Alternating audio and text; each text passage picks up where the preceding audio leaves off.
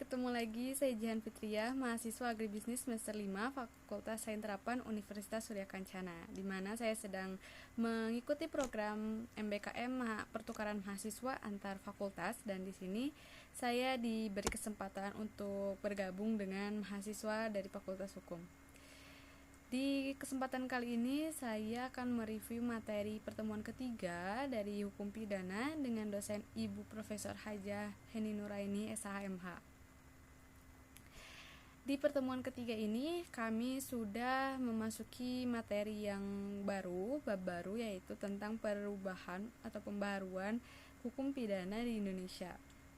Berawal dari berlakunya KUHP di Indonesia, yaitu dari WVS Belanda, dan sejak 1 Januari 1918 itu berubah menjadi WVSNI, dan selanjutnya melalui Undang-Undang Nomor 1 tahun 1946 WVSNI berubah lagi menjadi KUHP.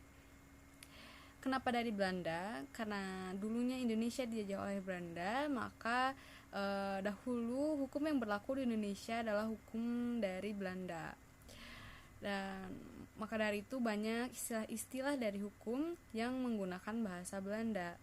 Dan sampai belum adanya hukum yang baru untuk menggantikan hukum lama, maka hukum lama yang berasal dari warisan kolonial Belanda itu masih diberlakukan sampai adanya hukum baru untuk menggantikan.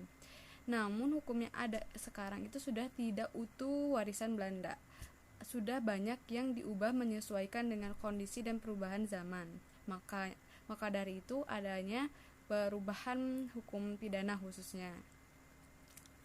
Nah, ada alasan diadakannya perubahan hukum pidana ini atau pembaruan hukum KUHP, ada alasan politis, sosiologi, praktis, dan adiktif.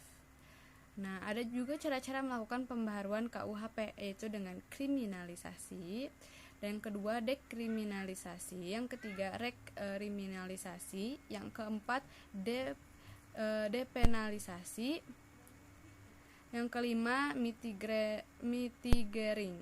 Dan ada juga metode pembaharuan KUHP, yaitu evolusi, kompromis, dan global. Itu merupakan kilasan materi baru yang dibahas di minggu ketiga, yang akan dibahas lebih lanjut di minggu keempat.